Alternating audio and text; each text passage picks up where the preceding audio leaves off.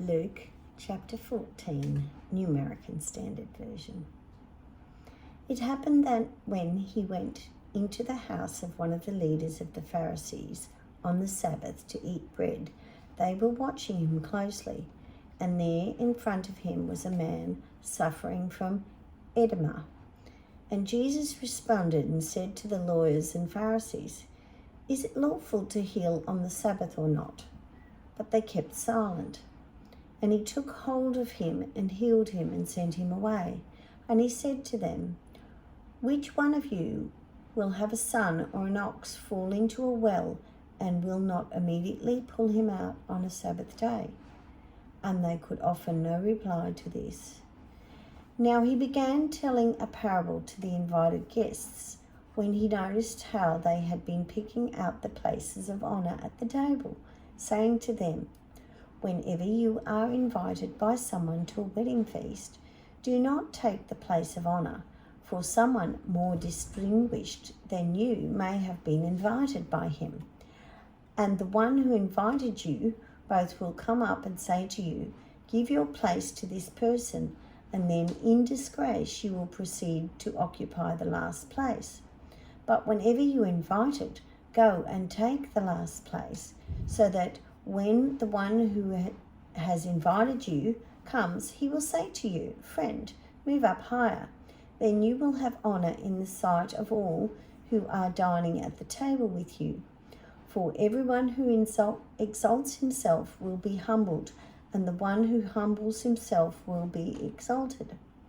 Now he also went on to say to the one who had invited him, "Whenever you give a luncheon or a dinner, do not invite your friends, your brothers, your relatives, nor wealthy neighbors. Otherwise, they may also invite you to a meal in return, and that will be your repayment.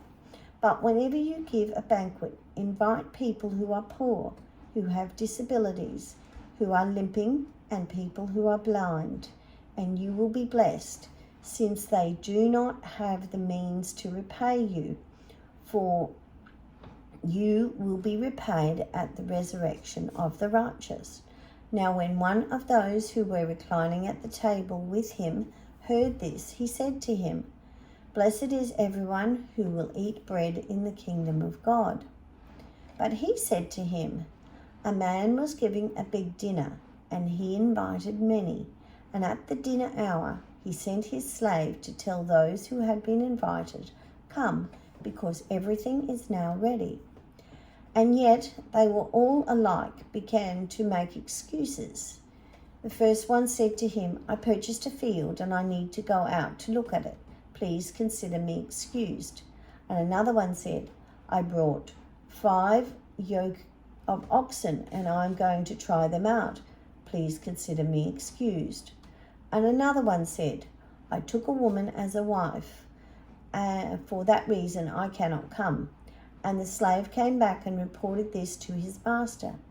Then the head of the household became angry and said to his slave, 'Go out at once into the streets and the lanes of the city, and bring in here those who are poor, those with disabilities, those who are blind, and those who are limping.' And later the slave said, 'Master, what you commanded has been done, and still there is room.' And the master said to the slave, 'Go out into the roads and the hedges, and press among them to come in, so that my house will be filled.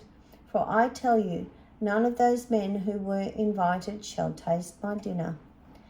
Now large crowds were going along with him, and he turned and said to them, 'If anyone comes to me and does not hate his own father, mother, wife, children, brothers, sisters, yes, even his own life, he cannot be my disciple. Whoever does not carry his own cross and comes after me cannot be my disciple. For which one of you, when he wants to build a tower, does not first sit down and calculate the cost to see if he has enough to complete it? Otherwise, when he has laid a foundation and it is not able to be finished, all who are watching it will begin to ridicule him, saying, 'This person began to build and was not able to finish.' Or what king, when he sets out to meet another king in battle, will not first sit down and consider whether he is strong enough with 10,000 men to face the one coming against him with 20,000. Otherwise, while the other is still far away, he sends a delegation and requests terms of peace. So then, none of you can be my disciple who does not give up all his own possessions. Therefore, salt is good, but if even salt has become tasteless, with what will it be seasoned? It is useless, either for the soil or for the manure pile, so it is thrown out. The one who has ears to hear, let him hear.